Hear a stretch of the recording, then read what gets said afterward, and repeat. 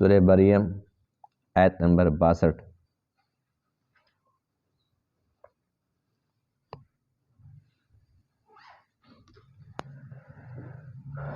اعوذ باللہ من الشیطان الرجیم، بسم اللہ الرحمن الرحیم۔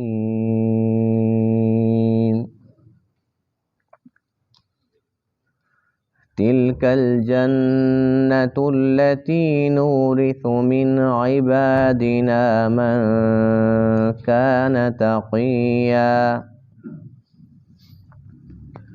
وما نتنزل إلا بأمر ربك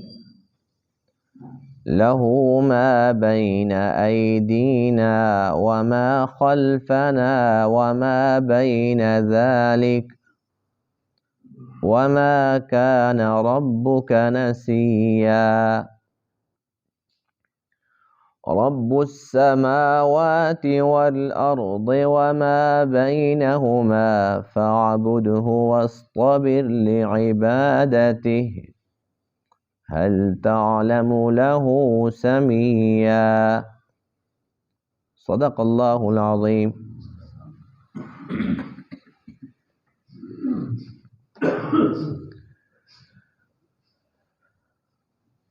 آج کے درس میں آیات کریمہ میں اللہ تعالیٰ کی قدرت کاملہ کا تذکرہ ہے۔ اللہ کی قدرت یہ ہے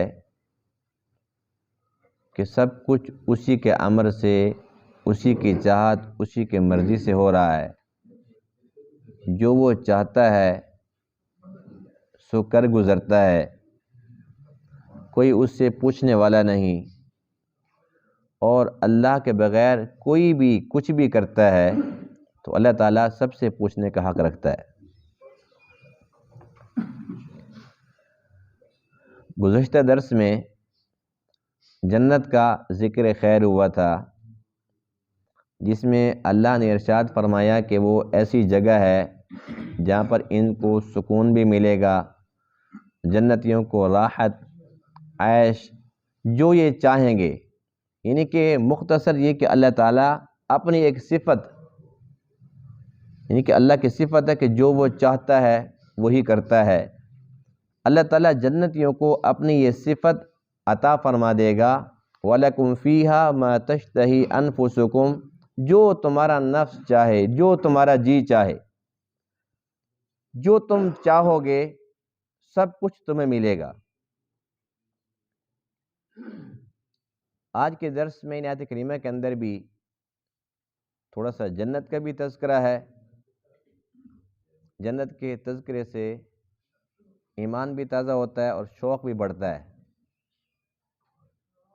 اس لیے کہ جب ہمیں پتہ چلتا ہے کہ جنت میں یہ نعمتیں ہیں، یہ آسائشیں ہیں، تو دل چاہتا ہے کہ بس اللہ ہمیں ضرور وہ جنت دے۔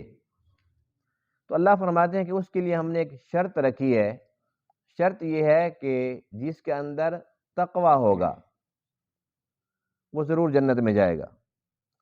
اب تقوی جو ہے، بظاہر ہر ایک انسان یہ سمجھتا ہے کہ یہ جو متقی لوگ ہوتے ہیں یہ تو اولیاء کرام ہوتے ہیں، عام بندے کہاں، ہم تو متقی بن ہی نہیں سکتے۔ تو تقوی کے درجات ہیں۔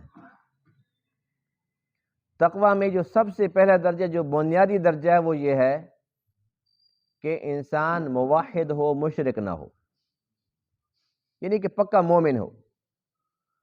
اور یہ تو انتہا درجے کا تقوی ہے کہ انسان خلاف شرع نہ بولے، نہ سنے، نہ دیکھے، یعنی کہ 100% شریعت کا پابند بن جائے، جیسے اللہ کی مرضی، اس کی چاہت ہے اسی کے مطابق وہ زندگی گزارنے والا بن جائے۔ یہ تو انتہا درجے کا تقوی ہے۔ لیکن کم سے کم اگر اتنا تقوی بھی ہے کہ انسان زندگی بھر شرک سے محفوظ رہے، اللہ کے توحید پر پکا ہو جائے، تو اللہ فرماتے ہیں کہ اتنا تقوی بھی کافی ہے، اس تقوی پر میں اس کو جنت ضرور دوں گا۔ دوسرا مضمون جو آج کے درس میں ہے وہ یہ ہے کہ حضرت جبرائیل امین علیہ السلام حضور علیہ الصلوۃ والسلام کے پاس تشریف لایا کرتے تھے، اور سب سے زیادہ باقی پیغمبروں کی نسبت آپ علیہ الصلوۃ والسلام کے پاس ہی آئے۔ لیکن کبھی ایسا ہوتا تھا کہ آپ سے کسی نے کوئی بات پوچھی، جیسا کہ سورہ کہف کے اندر ہم نے پڑھا تھا، اصحاب کہف کے متعلق پوچھا، ذوالقرنین کے متعلق پوچھا، روح کے متعلق پوچھا۔ جب اس قسم کی باتیں پوچھی جاتی تھی تو حضور علیہ الصلوۃ والسلام بار بار اوپر دیکھتے تھے، اللہ کی طرف متوجہ رہتے تھے کب جبرائیل آئے گا۔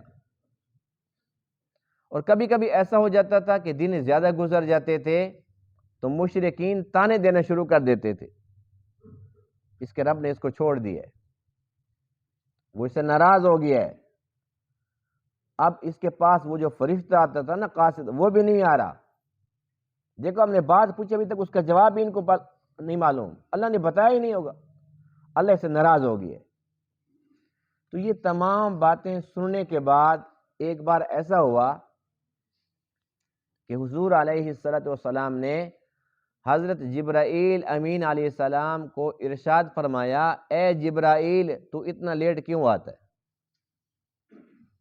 جب مجھے ضرورت ہوتی ہے میں منتظر رہتا ہوں کہ آپ آؤ گے، مجھے بتاؤ گے تو پھر اس کے بعد میں ان کو جواب دوں گا، آپ پھر بہت ہی لیٹ آ جاتے، اتنا انتظار کیوں کراتے ہو، بر وقت کیوں نہیں آ جاتے؟ حضرت جبرائیل امین علیہ السلام نے یہ عرض کیا، اے اللہ کے رسول، جیسے آپ کو چاہت ہوتی ہے نا میری، مجھے اس سے زیادہ چاہت ہوتی ہے آپ کی، میرا بھی دل چاہتا ہے کہ بس فوراً جاؤں اور آپ کے پاس آؤں، آپ سے ملاقات کروں، آپ کا دیدار کروں، میں تو خود بے چین ہوتا ہوں، آپ کو تو اس لیے میرا انتظار ہوتا ہے کہ میں آپ کا جواب لے کر آؤں گا، لیکن مجھے تو ویسے انتظار ہوتا ہے کہ میں کب آؤں اور آپ آ کر آپ کا دیدار کروں۔ بات یہ ہے کہ میں بے اختیار ہوں، میری اختیار میں نہیں ہے، یہ میری قدرت سے باہر ہے، کیونکہ قدرت ہے صرف ایک اللہ کی۔ اسی اللہ کی قدرت کا بیان ہے ان آیات کریمہ کے اندر کہ حضرت جبرائیل اور باقی ہر فرشتہ یہ کہتا ہے کہ جب تک اللہ حکم نہ دے ہم آ ہی نہیں سکتے، ہم اللہ کے حکم کے غلام اور پابند ہیں، جب اللہ بھیجتا ہے تو ہم فوراً حاضر ہو جاتے ہیں، جب تک اللہ حکم نہ دے ہم تو خود انتظار میں ہوتے ہیں، لیکن کیا کریں، مجبور ہیں۔ یہ کیا اللہ تعالیٰ کی قدرت ہے؟ اللہ فرماتے ہیں میری قدرت یہ ہے، نہ صرف یہ کہ صرف فرشتے بلکہ آسمان و زمین کی ہر ایک چیز میری پابند ہے، اس لیے کہ سب کچھ کا رب میں ہوں، جو آسمانوں میں ہے، جو زمینوں میں ہے، جو ان کے درمیان میں ہے، سب کچھ میرے قبضہ قدرت میں ہے۔ اللہ فرماتے ہیں کہ بس تمہارے اوپر لازم ہے کہ تم اللہ کی بندگی کرو اور اس پر جم جاؤ، یہ نہیں کبھی کبھی، بس اللہ کی بندگی پر جم جاؤ، پکے ہو جاؤ کہ تمہارا خاتمہ اسی پر ہو جائے۔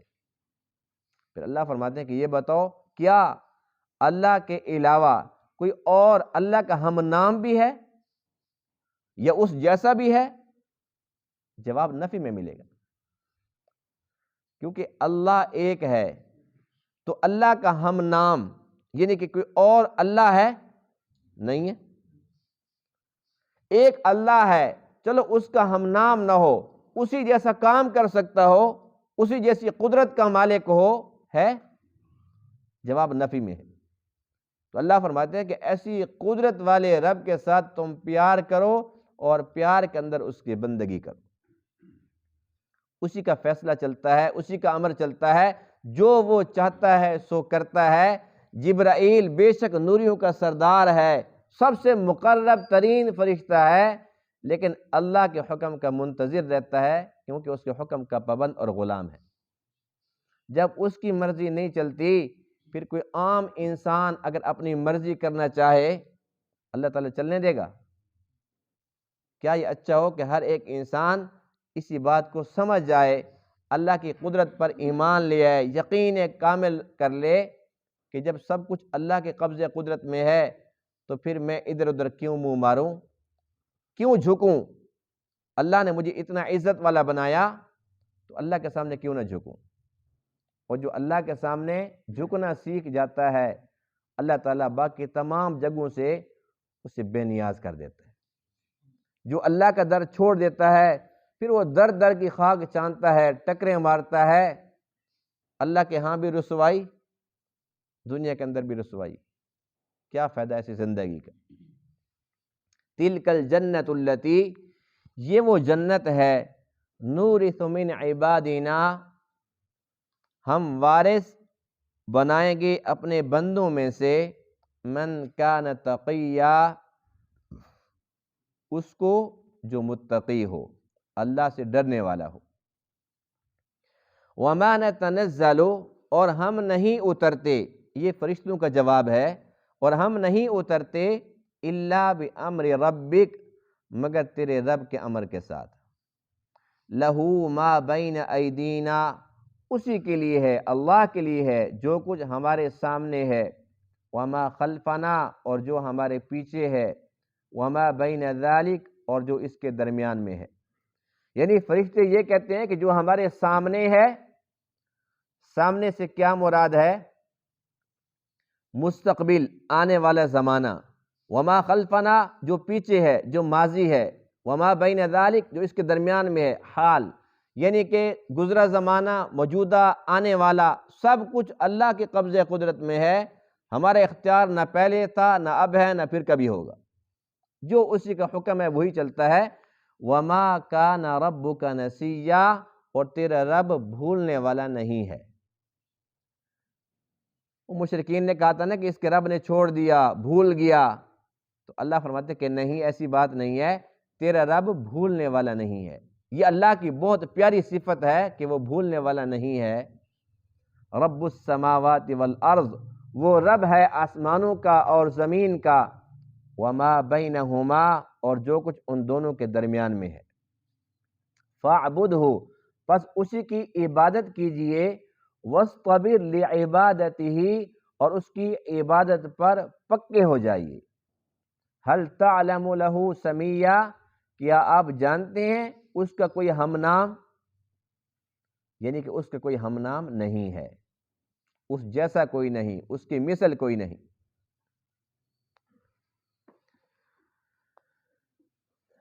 جنت اللہ تعالیٰ کی نعمت خاص ہے۔ حدیث پاک میں ہے کہ اللہ تعالیٰ سے جنت مانگا کرو، اور حدیث پاک میں ہے کہ جب بھی اللہ سے جنت مانگو تو جنت الفردوس مانگا کرو، اس لیے کہ اس سے اوپر، اس کی جو چھت ہے، اس سے اوپر اللہ کا عرش پاک ہے۔ جب بندہ اللہ سے مانگتا ہے تو پھر اپنی حیثیت کو نہیں، اس کی شان کو دیکھ کر مانگے کہ وہ رحیم کریم ہے، اس نے ہمارے اعمال کے بقدر تھوڑا ہمیں دینا ہے، اپنے فضل سے سارا کچھ دینا ہے، پہلے بھی اسی کے فضل کے ساتھ سب کچھ عطا ہوا، اور پھر بھی اسی کے فضل سے ملنا ہے، جنت بھی اور جنت کی دائمی نعمتیں بھی، سب کچھ اسی کے فضل سے ملنا ہے۔ تو جب بھی مانگو اللہ سے اچھی چیز مانگو، بڑی چیز مانگو، کیونکہ وہ بہت بڑا ہے۔ ایک اور حدیث پاک ہے جنت کے بارے میں کہ جب بھی اللہ تعالیٰ سے جنت مانگو تو 3 بار مانگو۔ کتنی بار؟ اور جب جہنم سے پناہ مانگو تو 3 مرتبہ۔ اس کا فائدہ حدیث پاک میں یہ بتایا ہے کہ جب کوئی انسان 3 مرتبہ جنت مانگتا ہے تو جنت خود اس کے حق میں سفارش کرتی ہے، اے اللہ یہ بار بار جنت مانگ رہا ہے تو اس کو دے دے۔ اللہ فرماتے ہیں کہ دے دی۔ جب 3 مرتبہ، اور بعض روایتوں میں 5 اور 7 کا ذکر بھی ہے، لیکن کم سے کم 3 بار ہے، کیا مشکل ہے؟ یا اللہ جنت دے دے، یا اللہ جنت دے دے، اے اللہ تو جنت دے دے۔ کتنا ٹائم لگا ہے؟ کیا خرچ ہو اس کے اوپر؟ اسی طریقے سے جب کوئی 3 مرتبہ جہنم سے پناہ مانگتا ہے، جہنم سفارش کرتی ہے کہ اللہ اتنا ڈرا ہوا ہے، پناہ مانگ رہا ہے، دے دے پناہ۔ اللہ فرماتے ہیں کہ دے دی۔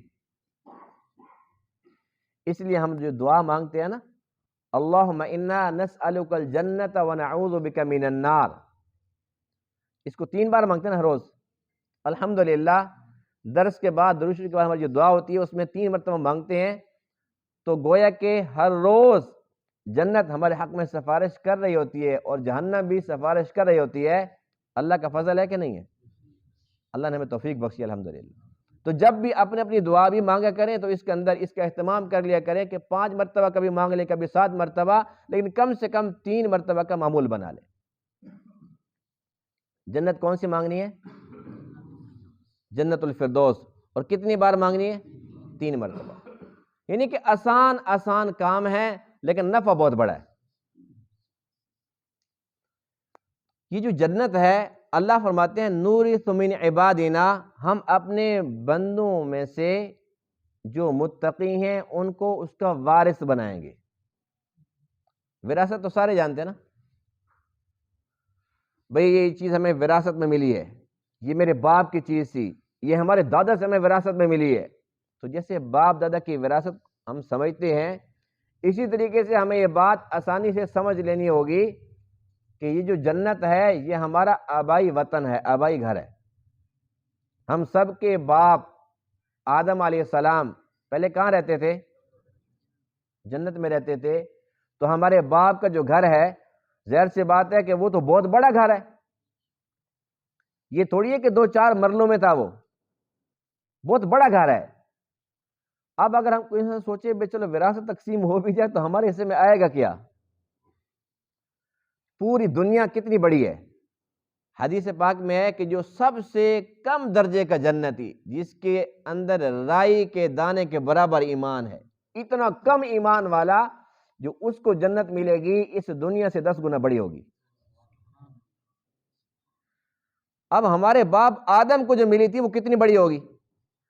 وہ تو نبی تھے، جس میں رتی بھر ایمان ہے، اس کی یہ جنت ہے کہ وہ اتنا بڑا بادشاہ بنا ہوا ہے، اس دنیا سے 10 گنا بڑی جنت اس کو مل گئی. اور اسی طریقے سے جو مومن ہیں، متقی ہیں، پھر نمازی ہیں، پھر روزدار ہیں، یعنی کہ جیسے جیسے کوئی زیادہ متقی ہوگا، زیادہ نیکیاں کرنے والا ہوگا، اس کی جنت بڑی ہوگی. جو اللہ کے نبی ہیں ان کی جنت کتنی بڑی ہوگی؟ تو آدم علیہ السلام جس جنت میں رہتے تھے وہ تو بہت بڑی جنت تھی. تو ہمارے باپ کا جو گھر ہے وہ بہت بڑا ہے. پریشان ہونے کی ضرورت نہیں ہے ہمارا حصہ میں ملے گا کیا؟ بہت کچھ ملے گا. یوں سمجھ لو دوسرے لفظوں میں کہ ہمارے باپ نے بہت کچھ چھوڑا ہے، تھوڑا چھوڑ کے نہیں گیا، بہت چھوڑ کے گئے. اور اللہ فرماتے ہیں نورث من عبادنا، یہ وہ جنت ہے کہ ہم اس کا وارث بنائیں گے. جب ہم ان کی اولاد ہیں تو پھر وراثت کے اندر حصہ تو بنتا ہے کہ نہیں بنتا؟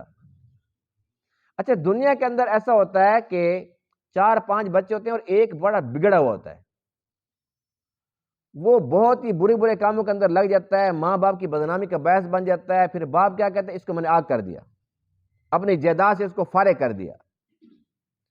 جس طریقے سے ایک باپ پیار ہونے کے باوجود اپنے بیٹے کو آگ کر دیتا ہے کہ اس کو کچھ نہیں دینا، ان 4 کو ملے گا، ان 2 کو ملے گا، اس کو نہیں دینا، اور اخبار میں اشتہار دے دیتا ہے کہ میرے سے کا کوئی تعلق نہیں، اس کے لین دین کا ذمہ دار نہیں ہوں، اس کے قول فعل کا ذمہ دار نہیں ہوں، میری طرف سے مکمل فارغ ہے، جتنا بھی میرے پاس ہے اس کا نہیں ہے. ہوتا ہے کہ نہیں ہوتا؟ تو آدم علیہ السلام کی جو اولاد نافرمان ہے، جو کافر اور مشرک ہیں، اللہ نے ان کو آگ کر دیے.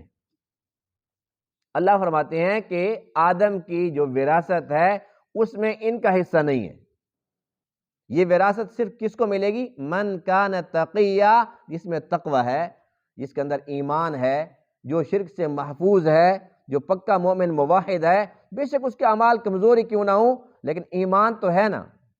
جس کے اندر ایمان ہے، جو مومن ہے، یہ آدم کا وارث بنے گا، اس کو اس جنت کی وراثت میں سے ضرور ملے گا.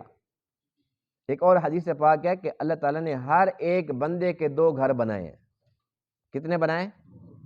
ایک جنت میں، ایک جہنم میں، ہر بندے کے. اب ہوتا یہ کہ جو بندہ مومن ہے، متقی ہے، اس کو جب جنت والا گھر ملتا ہے تو جو جہنم والا ہوتا ہے وہ اس کے جو کافر لوگ ہوتے ہیں ان کو دے دیا جاتا ہے، اس کے وارث وہ بن جاتے ہیں. اس گھر سے بچ گیا، اچھا گھر اس کو مل گیا. جو کافر ہیں ان کا گھر جنت میں بھی تھا، جہنم میں بھی تھا. ظاہر سی بات ہے کہ وہ چونکہ کفر کے اوپر مر گئے تو کیا ہوتا ہے کہ ان کا جو دوسرا گھر تھا جہنم والا وہ ان کو مل گیا، اور جنت والا وہ کسی مومن کو مل گیا. تو ہمارے دو دو گھر ہیں، لیکن انشاءاللہ جنت والا ہمیں ملے گا، اور جو ہمارا دوسرا گھر ہے جہنم والا، اللہ ہمیں محفوظ رکھے، وہ جو ہمارے اڑوس پڑوس میں کافر لوگ پھر رہے ہیں وہ اللہ تعالیٰ ان کو دے دے گا۔ اللہ نے کافروں کو بھی تو دینا ہے نا گھر، ٹھکانہ تو ان کو بھی دینا ہے۔ تو ہمیں اچھا گھر ملا، ان کو برا گھر ملا۔ اسی طریقے سے جو ماں باپ کے فرما بردار ہوتے ہیں ان کا ماں باپ سے اچھی اچھی چیزیں ملتی ہیں، اور جو غلط کاموں کے اندر مبتلا ہو جاتے ہیں ان کو کچھ بھی نہیں ملتا، اگر ملے بھی تو بہت برا ملتا ہے، یعنی کہ ان کو آسان لفظوں میں ان کو ذلت ملتی ہے، دنیا کی بھی ذلت اور آخرت کی بھی ذلت۔ تو اللہ فرماتے ہیں یہ وہ جنت ہے جس کا ہم وارث بنائیں گے اپنے بندوں میں سے، من کان تقیہ، انہیں جن کے اندر تقوی ہے۔ یہ تقوی کیا ہے؟ اس کی مختصر تشریح یہ ہے کہ ایک صحابی رسول حضرت ابی بن کعب رضی اللہ تعالیٰ عنہ، یہ وہ صحابی ہیں جنہیں یہ اعزاز حاصل ہے کہ حضور علیہ الصلوۃ والسلام نے ارشاد فرمایا اقرأ امتی ابی بن کعب، میری امت کے سب سے بڑے قاری قرآن ابی بن کعب۔ اتنا پیارا پڑھتے تھے، اتنا پیارا پڑھتے تھے کہ حضور علیہ الصلوۃ والسلام چھپ چھپ کے ان کا سنا کرتے تھے۔ اور فاروق اعظم رضی اللہ عنہ نے اپنے دور میں انہی کو حکم دیا تھا کہ آپ تراویح با جماعت پڑھاؤ، اور صحابہ سے فرمایا کہ کیا وجہ ہے؟ ابی بن کعب جیسا قاری قرآن ہمارے اندر موجود ہے اور ہر ایک اپنی اپنی تراویح پڑھ رہا ہے۔ تو 20 رکعت یہ با جماعت حضرت عمر کے دور سے شروع ہوئی، تو ہم اس لیے 20 پڑھتے ہیں، اس لیے اس بات کو مانتے ہیں کہ اللہ کے نبی نے فرمایا تھا علیکم بسنتی و سنت الخلفاء الراشدین المہدیین، تمہارے پر میری سنت بھی لازم ہے اور میرے خلفاء راشدین کی سنت بھی لازم ہے، یعنی کہ جو میں حکم دوں یا ابو بکر عمر عثمان علی حکم دیں، دونوں کی حیثیت برابر ہے، یہ اللہ کے نبی کا فیصلہ ہے، اس لیے الحمدللہ کہ ہم 20 پڑھتے ہیں۔ کتنی پڑھتے ہیں؟ 20 پڑھتے ہیں۔ تو ابی بن کعب رضی اللہ تعالیٰ عنہ کو حضرت عمر ارشاد فرماتے ہیں اے ابی بن کعب یہ تقوی کیا ہے؟ ابی بن کعب فرماتے ہیں کہ آپ کو معلوم نہیں ہے؟ میں نے فرمایا کہ بھئی آپ بتا دو، آپ ہمیں سمجھا دو۔ ابی بن کعب فرماتے ہیں کہ جس طریقے سے ایک انسان کسی راستے پر چل رہا ہو اور راستہ تنگ ہو اور دونوں طرف کانٹے دار درخت ہوں، خاردار جھاڑیاں ہوں، ادھر بھی، اس راستے سے اگر وہ گزرے گا تو کیسے گزرے گا؟ حضرت عمر فرماتے ہیں کہ ظاہر سی بات ہے کہ اپنے دامن کو سمیٹ لے گا، ایسا نہ ہو کہ ادھر سے کانٹے لگ جائیں، ادھر سے لگ جائیں، کہیں الجھ نہ جائیں کپڑے، تو دامن سمیٹ کے یہاں سے گزر جائے گا۔ فرمایا کہ بس یہی تو تقوی ہے کہ سیدھا راستہ صراط مستقیم ہے جو سیدھا جنت کو جا رہا ہے، اور اس طرف یہ گناہ ہیں، ادھر بھی ہر طرف کانٹے ہیں، یہ خاردار جھاڑیاں ہیں۔ فرمایا کہ جو بندہ ان گناہوں سے بچ کر سیدھے راستے پر چلتا رہے گا جنت کو جا پہنچے گا، اور یہی ہے تقوی، دامن کو بچا کر چلنا۔ اس کا مطلب یہ ہوا کہ اتنا مشکل کام نہیں ہے۔ حکیم الامت حضرت تھانوی صاحب علیہ الرحمہ نے بہت ہی پیارے انداز سے اس بات کو سمجھایا آسان لفظوں میں۔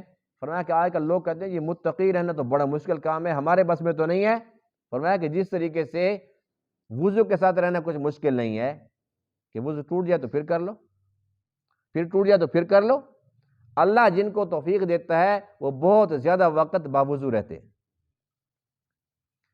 اور زیادہ باوضو رہنے کے ساتھ بے شمار فوائد ہیں، لیکن ایک فائدہ آپ کو بتا دیتا ہوں کہ جو ہر وقت باوضو رہتا ہے اللہ تعالیٰ اس کی رزق میں اضافہ فرماتے ہیں، اس میں خیر و برکت عطا فرماتے ہیں۔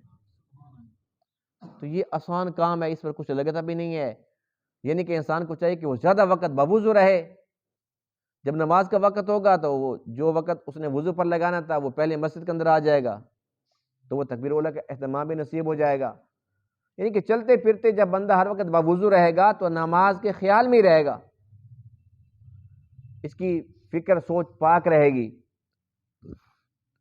تو بہرحال فرمایا کہ جس طریقے سے انسان باوضو رہ سکتا ہے کچھ مشکل نہیں ہے، ایسے ہی متقی بھی رہ سکتا ہے، اگر وضو ٹوٹ جائے تو پھر کر لیتا ہے، اسی طریقے سے اگر اس کے ساتھ اگر خدا نہ خواستہ شیطان بہکاتا ہے ورغلاتا ہے، کوئی گناہ سرزد ہو جاتا ہے تو پھر وہ توبہ کر لے پھر متقی، پھر گناہ ہو جائے تو پھر توبہ کر لے پھر متقی، تو تقویٰ کے ساتھ رہنا کچھ بھی مشکل نہیں۔ دوسرا مضمون جو آج کے درس میں ہے کہ آپ علیہ الصلوۃ والسلام حضرت جبرائیل امین علیہ السلام کے انتظار فرمایا کرتے تھے، تو جب آپ نے پوچھا کہ آپ کیوں دیر سے آتے ہو، جلدی کیوں نہیں آتے، تو فرشتے نے کیا جواب دیا؟ وَمَا نَتَنَزَّلُ إِلَّا بِأَمْرِ رَبِّكَ، کہ ہم مرضی کے ساتھ نہ آتے ہیں نہ جاتے ہیں، ہم تو اللہ کے حکم کے پابند اور غلام ہیں۔ اللہ تعالیٰ حکم دے گا تو تبھی ہم آ سکتے ہیں۔ تو یہ کہ اللہ تعالیٰ کی قدرت ہے، یعنی کہ جن لوگوں کے یہ عقائد ہیں اور یہ بڑے کمزور عقائد ہیں، جو یہ سمجھتے ہیں کہ فلاں کے پاس بھی اختیار ہے اور فلاں کے پاس بھی، اور آج کل جن لوگوں نے یعنی کہ دین کا علم چونکہ نہیں ہے تو ہر ایرے غیرے کو چلتے پھرتے کو اپنا وہ ولی مان کے اپنا پیر و مرشد بنا کر پھر رہے ہوتے ہیں، اور وہ پیر و مرشد نماز بھی نہیں پڑھتا۔ جو نماز ہی نہ پڑھتا ہو وہ پیر مرشد بن سکتا ہے؟ مرشد کا معنی ہے راستہ دکھانے والا، جو خود اندھا ہو کیا راستے دکھائے گا؟ جس کو خود نہیں پتہ نماز کا، وہ مریدوں کو کیا پابند کرے گا نماز کا؟ پیر وہ ہوتا ہے جس کو دیکھ کر اللہ یاد آ جائے، جو خلاف سنت کچھ نہ کرتا ہو نہ کرنے دیتا ہو، مریدوں کو نماز کا حکم دیتا ہو، وہ ہوتا ہے ولی، وہ ہوتا ہے پیر و مرشد۔ تو جن کے یہ نظریات ہے کہ ہمارے پیر و مرشد یعنی عام سے بندے کو جو نماز بھی نہیں پڑھتا، یہ بڑا پہنچا ہوا ہے، اس کو سارے حالات کا پتہ ہے، اس کو بتانے کی ضرورت نہیں ہے، یہ سارا کچھ جانتا ہے، اور یہ چاہے تو یوں کر دے، یہ چاہے تو ایسے کر دے۔ ان آیات میں انسان کو غور و فکر کرنا چاہیے کہ جب نوریوں کا سردار جبرائیل امین وہ اتنا پابند ہے کہ اللہ کے نبی کی چاہت پر بھی وہ نہیں آ سکتا جب تک اللہ حکم نہ دے۔ اللہ کے نبی کی تو چاہت، اللہ کے نبی سے پوچھ رہے ہیں کہ آپ کیوں نہیں آتے، کہتے چاہت تو میری بھی ہے، یعنی ادھر بھی انتظار ہے ادھر بھی انتظار ہے۔ اب یہ کون ہے؟ نوریوں کے سردار اور ادھر نبیوں کے سردار، نبیوں کے نبی، لیکن اللہ تعالیٰ کی قدرت کے سامنے بے بس کھڑے ہیں۔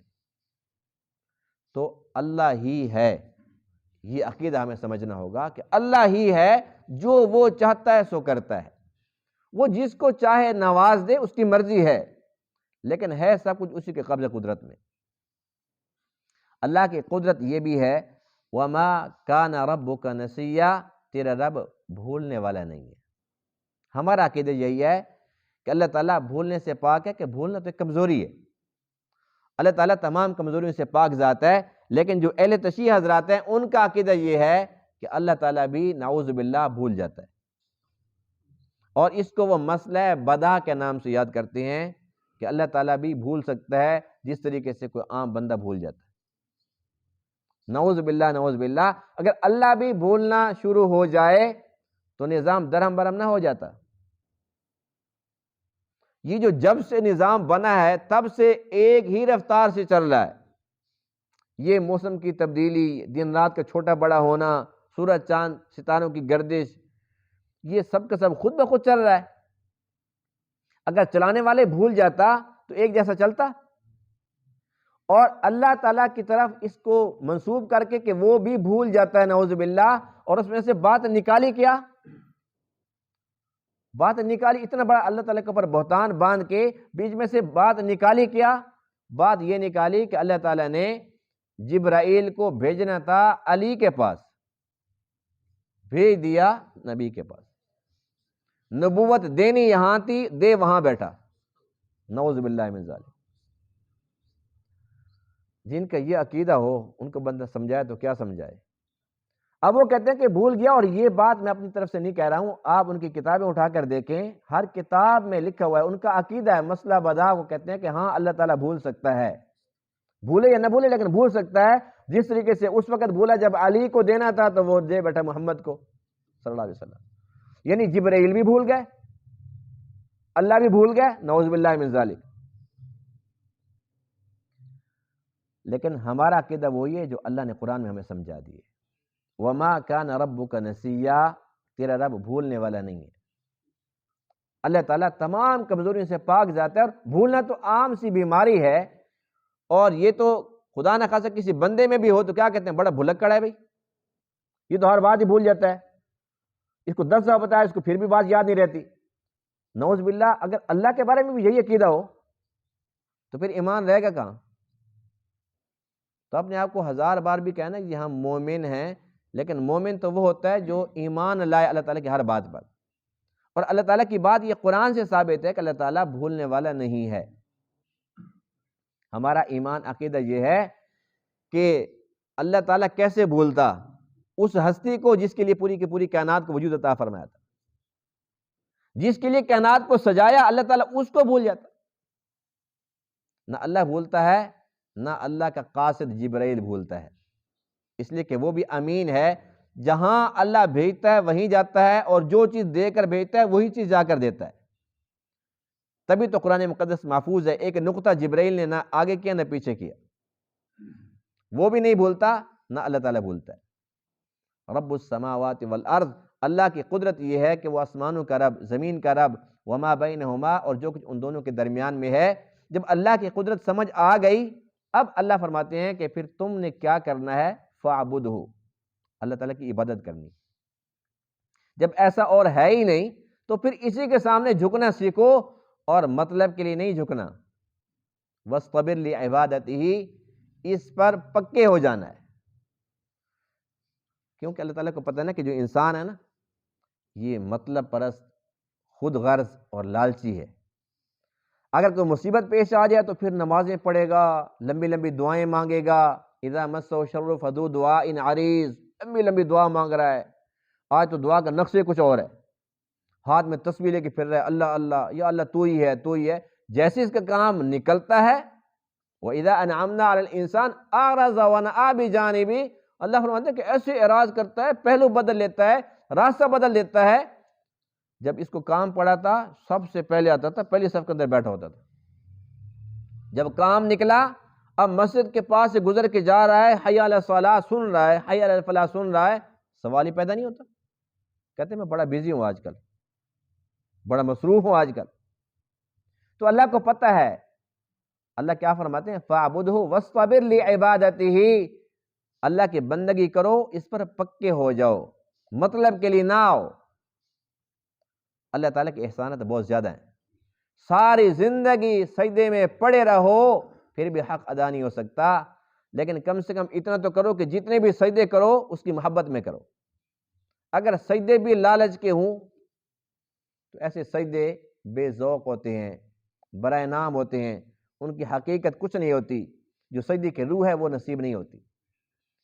اس لیے ہمیں چاہیے کہ جب اللہ تعالیٰ کی عبادت کریں تو جیسے اللہ تعالیٰ بے حساب دیتا ہے، اللہ تعالیٰ بے حساب دیتا ہے، ہم سجدے بے حساب کریں۔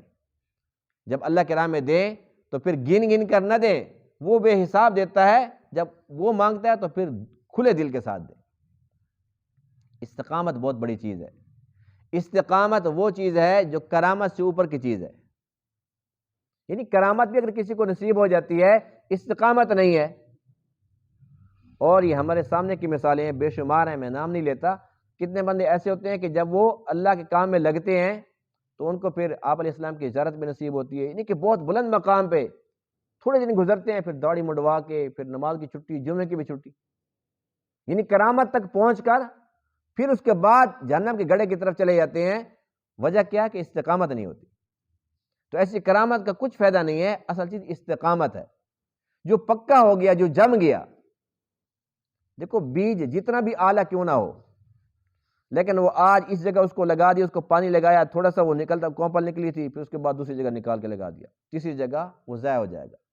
لیکن ہلکا بھی کیوں نہ ہو، ایک جگہ پکا ہو جائے، درخت نکل آتا ہے، پھر پھل پھول لگتے ہیں۔ تو اللہ تعالیٰ کا راستہ تو پکا راستہ ہے، ہمیں چاہیے کہ اللہ تعالیٰ کے راستے کے اندر ہم پکے ہو جائیں، استقامت نصیب ہو گئی تو پھر بیڑا پار ہوگی۔ اللہ تعالیٰ تمام باتوں کو سمجھنے عمل کرنے کی توفیق عطا فرمائے۔ وآخر دعوانا الحمد للہ رب العالمین۔